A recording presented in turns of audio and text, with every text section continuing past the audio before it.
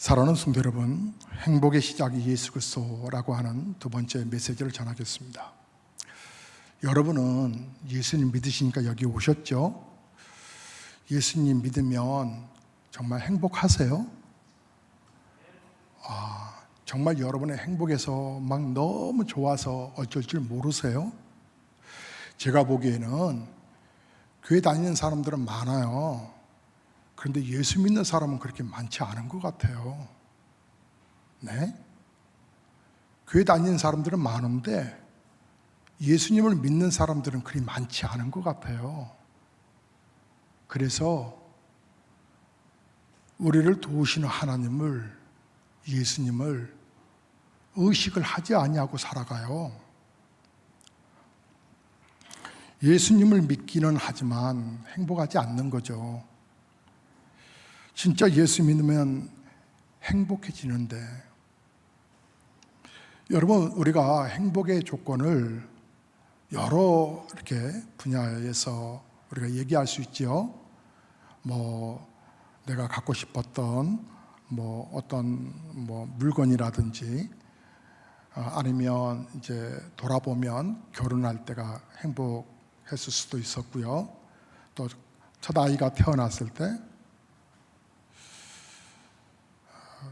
제가 1부 예배 때, 오늘 지금 3부 예배 드리지만 1부 예배 때 첫 아이가 태어났을 때 행복했었고요 하니까, 딸이 셋째인데요, 딸이 1부 예배 참석했거든요. 저를 이렇게 바라보면서 목사를 바라보는 눈이 이제 아빠로 바라보는 거죠. 이렇게 광선이 나오더라고요. 그러면 저를 낳으셨을 때는 통곡을 하셨나요? 그 아이가 태어났을 때 행복했었죠. 그리고 적금을 모아서 이제 대출을 물론 끼었지만 집을 장만했을 때 행복했을 것 같고요. 나름대로 행복의 소행성으로 여러 가지 분야를 들 수 있지만, 그런데 또 좀 지나고 보면 별거 아니죠. 그래서 그 행복의 조건적인 부분들은 그 다음 다른 것을 또 요구하게 되지요. 정말 행복의 조건은 뭘까? 예전에요, 우리 국민소득이 2만 불 올라오면 사람들은 너무 행복할 거라고 그랬어요. 그리고 국민소득이 3만 불이 가면 사회에 복지 예산이 늘어나기 때문에 사람들은 더 행복할 거라고 그랬어요. 지금 3만 불 가까이 됐죠? 더 행복해졌을까? 오히려 자살만 많아졌어요. 딱 10년 전에 행복 전도사라고 아주 말 잘하는 그런 강사가 있었어요. 행복은 이런 거예요 라고 방송에도 나왔던 여성분인데요, 그분이요, 어느 날 자살을 했어요.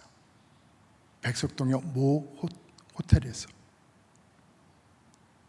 남편과 함께 동반 자살을 한 거죠. 그렇게 행복을 주창했던 그분이 그렇게 생을 마쳤어요. 여러분, 하나님이 모든 만물을 만드시는 가운데 사람만을 자기의 형상을 따라 만드셨어요. 모든 피조물은 하나님의 형상으로 만들진 않으셨는데, 사람만 하나님께서 그 코에 생기를 불어넣어 생명이 그렇게 만들어셨다고 말씀하셨어요. 그렇기 때문에 여러분, 물고기는 물속에 있어야 행복하잖아요. 이번에 폭우로 뿌리째 뽑혀나간 나무들 끝났죠? 나무는요, 흙에 뿌리를 잘 내릴 때 행복할 거예요. 새들도 저 하늘을 날 때 행복할 거고요. 사람은요, 하나님의 형상으로 우리가 지음을 받았기 때문에 하나님 안에 있어야 행복하거든요. 그런데 왜 우리는 예수님을 믿는다 하지만 행복하지 않을까요? 왜 그럴까요? 여러분, 인간은 하나님을 못 만나면요, 자꾸만 인생이 허무해지고 갈급해져요. 인간은 하나님을 못 만난 상태에서 세상에서 성공하잖아요. 성공하면 성공할수록 우울해져요. 인간은요, 하나님을 못 만나고 지식이 충만해져 가면 하나님을 찾지 못하고 만나지 못해서 그 지식 때문에 해밍웨이처럼 권총으로 자살을 해요. 하나님을 못 만나면, 갈급한데 못 만나면 말해요. 여러분, 우리가 행복하다라고 하는 기준은 사실은 소유가치 있죠. 얻어지는 거, 채우는 거, 높아져 가는 거.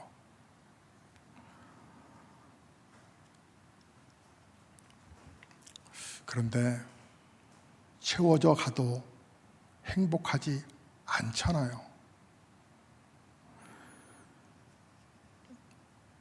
어떤 부자가 되면 행복할 거라 했는데 꼭 그렇지만 않더라는 거죠. 우리가 생각하고 바라는 것과 같이 우리를 잘 살게 해주지 못하더라는 거예요. 사람들은 잘 산다라고 하는 것이 부자라는 개념으로 생각을 해요. 소유 가치에 있는 것으로 착각하지요. 그러나 그렇지 않잖아요.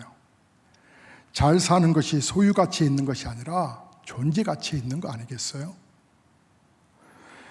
그리고 그 존재 가치를 높이는 데는 하나님께서 우리를 하나님의 형상으로 지으셨기 때문에 하나님을 만나는, 예수님을 믿는, 여러분, 그 관계가 될 때 그 존재 목적이 빛이 나거든요. 가치가 있다는 거죠.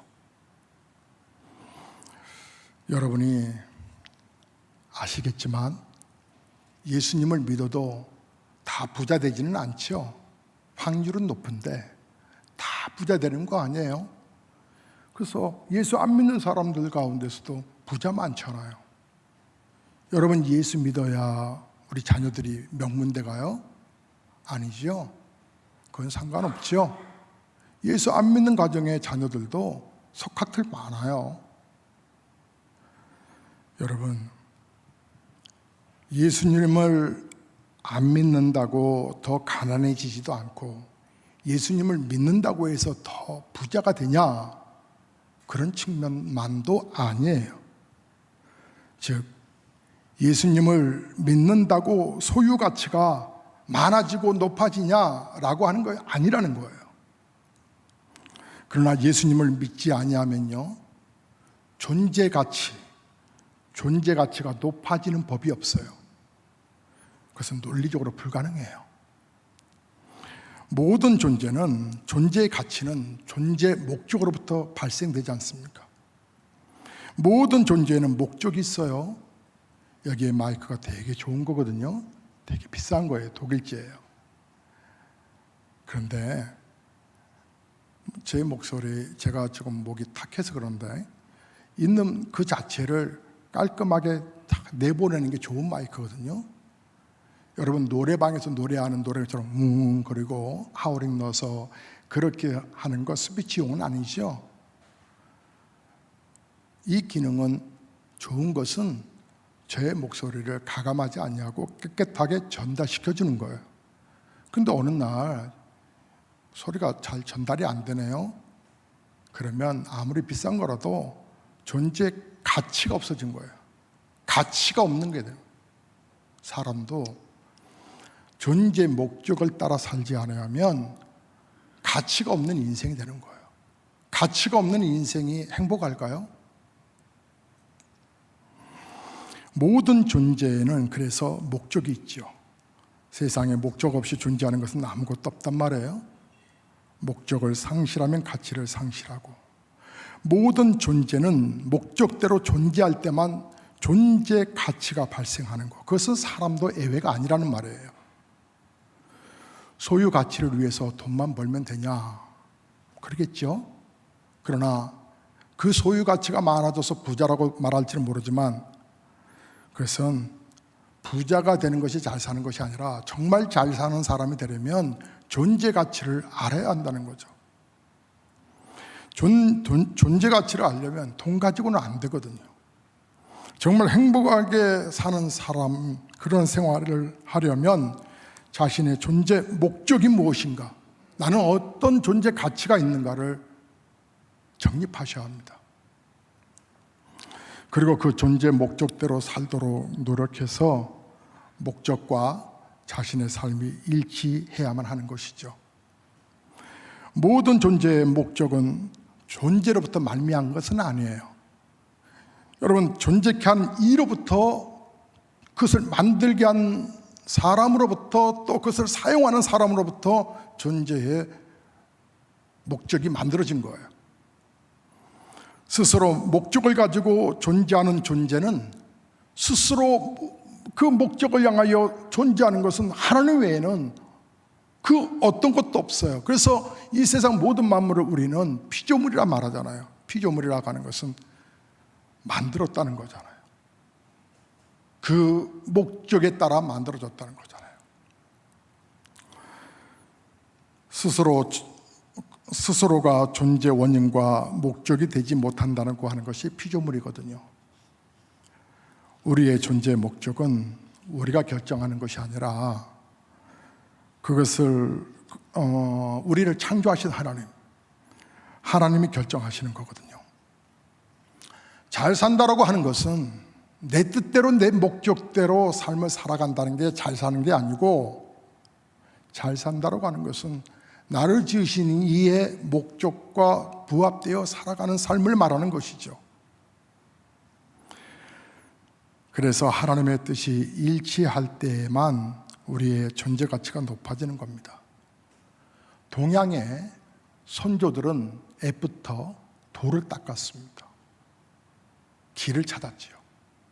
어떻게 하면 인생이 사람이 사람답게 사냐, 거기에 공자 같은 사람도, 거기에 또 맹자 같은 사람도 나왔죠.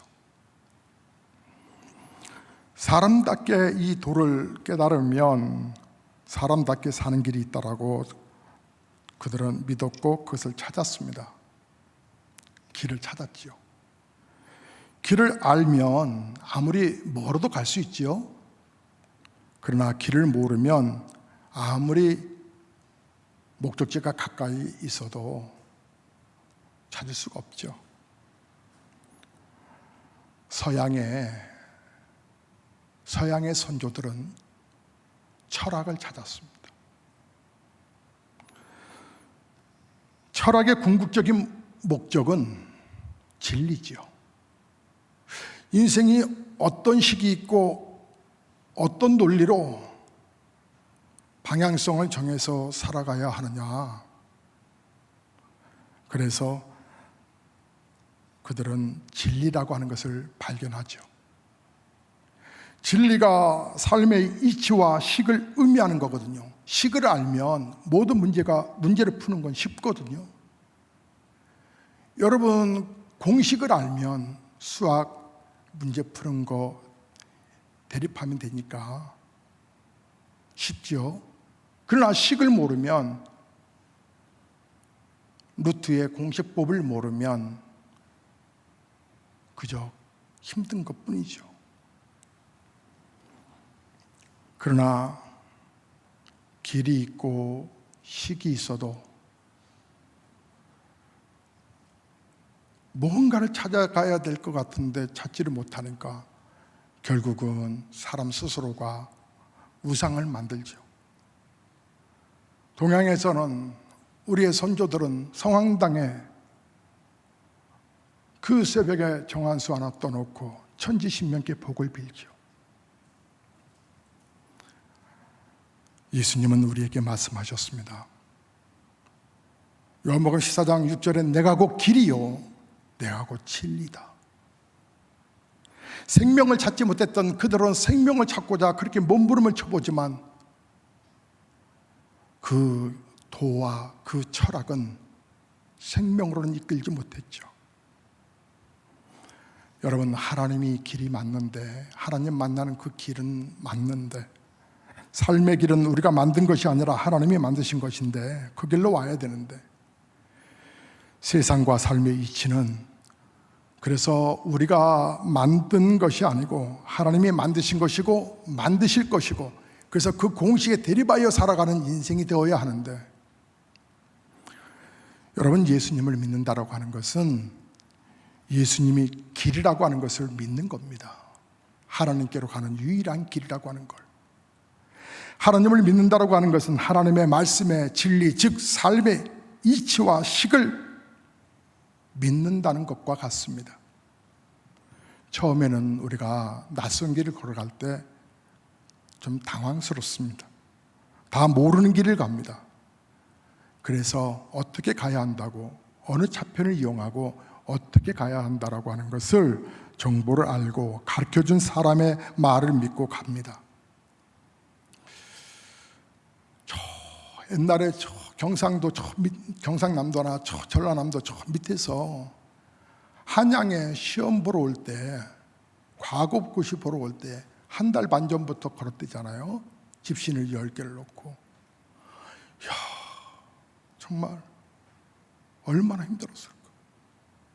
그 길을 찾아 올라옵니다.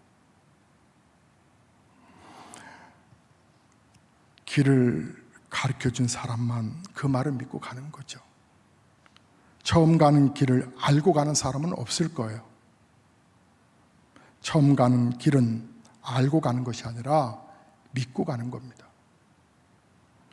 믿고 가보았는데 아니네, 그러면 다음부터는 그 사람 말을 믿을 필요 없습니다. 그리고 그 길대로 안 가면 됩니다. 하지만 가보지 아니하고 그 사람의 말이 믿는지 맞는지 안 맞는지는 그건 확답할 수 없잖아요.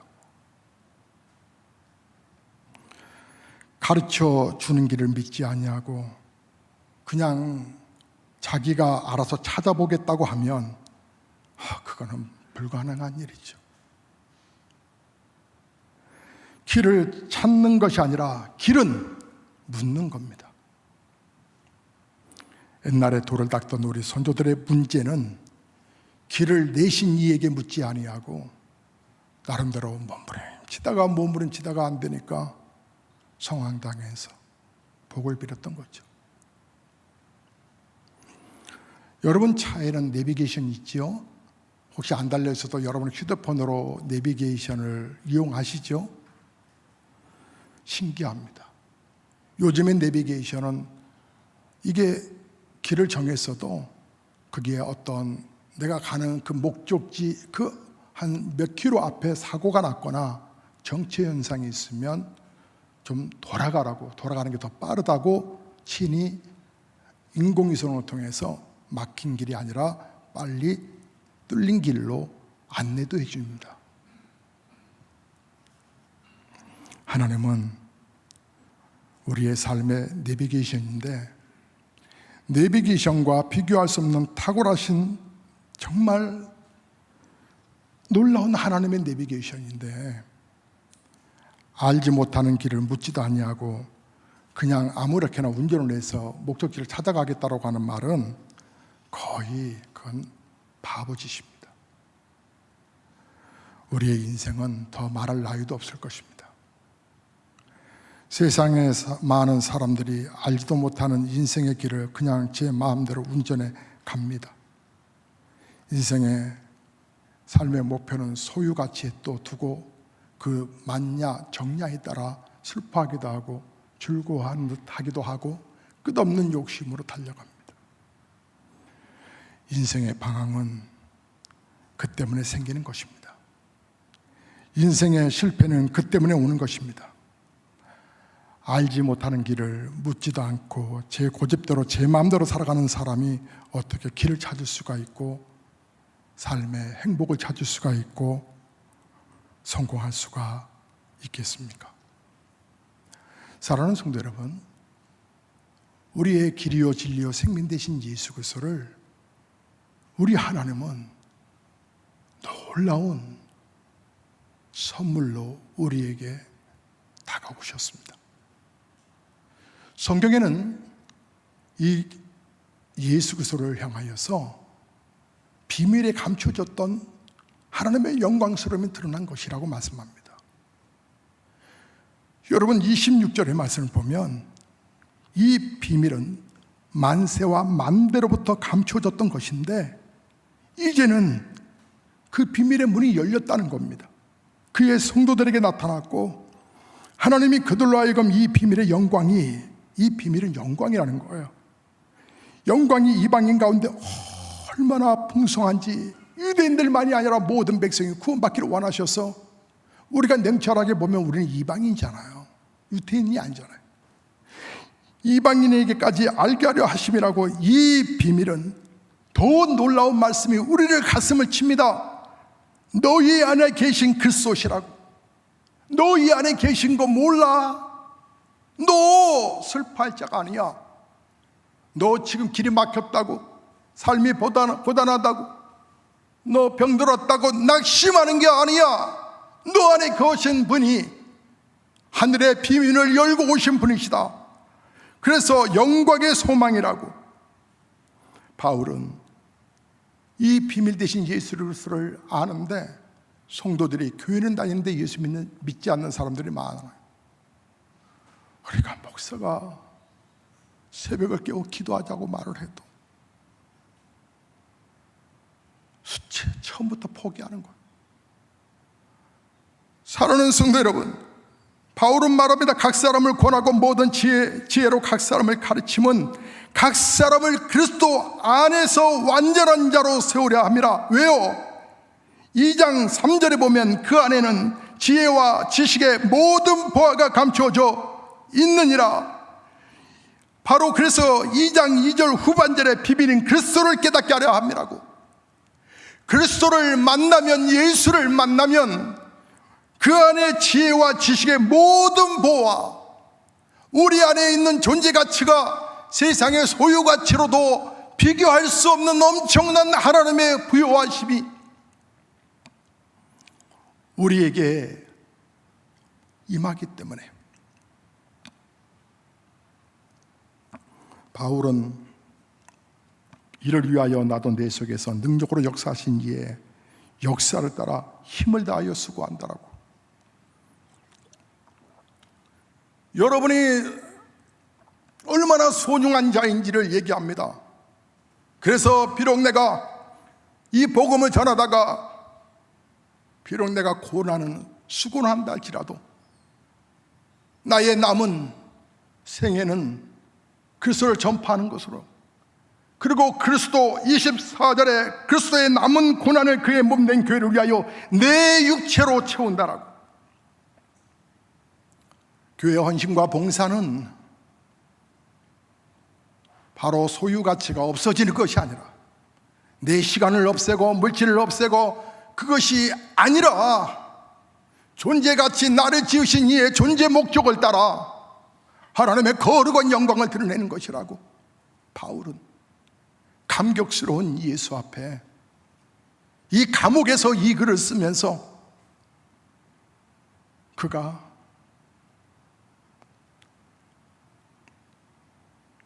3절에 1장 3절에 보면 우리가 너희를 위하여 기도할 때마다 하나님 우리 주 예수 그리스도 아버지께 감사한다 하면서,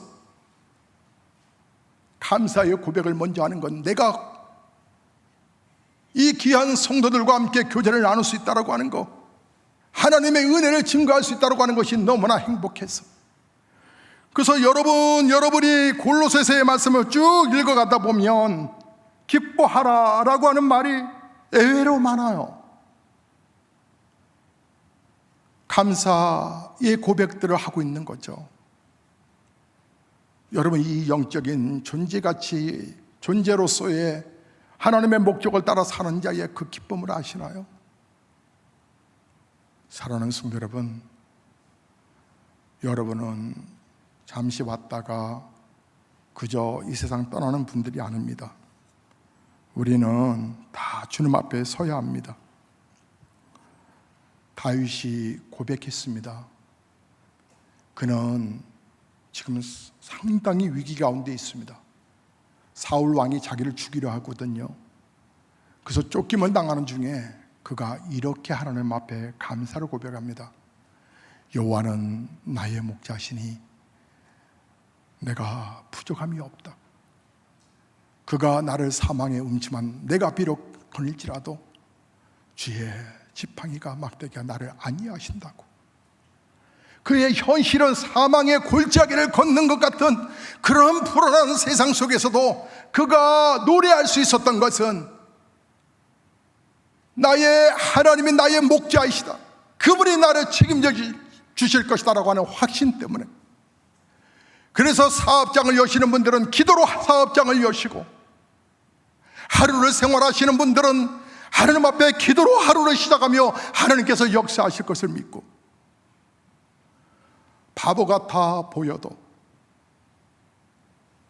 나 가진 재물 없어도 날 구원하신 하나님께 감사하면서 오늘 내게 사역 맡기신 그 존재 목적을 따라 살아가는 자의 행복한 그 노래. 여러분이 홀로 있을 때 진정 내가 구원받은 하나님의 자녀라고 하는 사실 때문에 기뻐하며 눈물을 흘리며 찬양해 보신 적이 있으신가요? 여러분을 향한 하나님의 손길은 멈추지 아니하고 있는데 내 안에 거하시는 예수 그리스도, 그 비밀의 영광이 내 안에 있음에도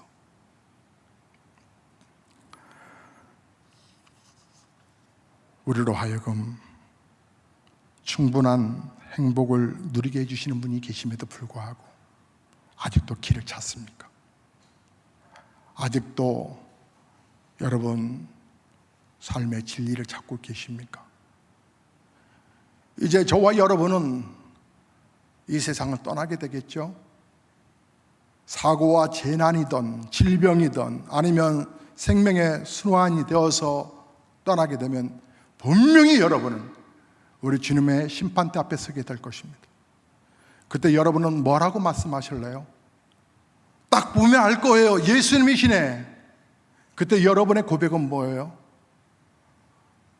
예수님, 말씀 많이 들었습니다. 아이고, 진짜 계시네요. 여러분 그러시겠습니까? 이 땅에서 어색한 분은 천당에 가서도 어색할 거예요. 이 땅에서도 주님과의 깊은 교제를 나누지 못하시는 분은 천당에서도 어색하실걸요? 근데 여러분의 고백이 주님, 보고 싶었습니다. 주님 내게 주신 사명, 믿음의 길을 달려갈 길 달려가고 사명을 마치고 왔습니다. 흐르는 나의 눈물을 우리 주님 닦아주시며 안아주시며 착하고 충성된 종아, 내 사명 감당하고 너 존재 목적을 이루었으니 나와 함께 즐거움에 참여하자. 저는 여러분 레바논의 수도가 완전히 12km 완전히 함몰되어서 12km가 사고로 그 화학약품 폭발로 인해서 땅이 120m가 움푹 파졌을 뿐만 아니라 엄청난 여객선이 그 충격으로 인해서 뒤집어졌으며 전방 15km까지 사고가 있는 그 15km까지 그 여파로 인하여서 수많은 사람들이 희생과 어느 날 갑자기 뼈 자체도 모르는 흔적 없이 사라져버리는 현실을 지난 8월 4일 날 여러분 뉴스로 접하지 않으셨나요? 사실은 하루를 살지만 모르지요? 그렇다면 오늘 나를 구원하신 하나님, 그 날 구원하신 그 하나님 앞에 우리가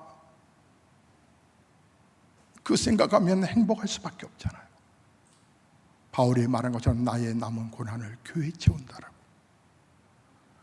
여러분의 신실한 삶의 모습으로 우리 하나님은 흐뭇해 하시고 그 누구도 빼앗아갈 수 없는 평안과 은혜 속에 이 한 주간도 승리해 가시기를, 행복의 시작되신 예수 그리스도를 통하여서 여러분의 영과 육이 완전히 회복되어 가시기를 주의 이름으로 축복합니다.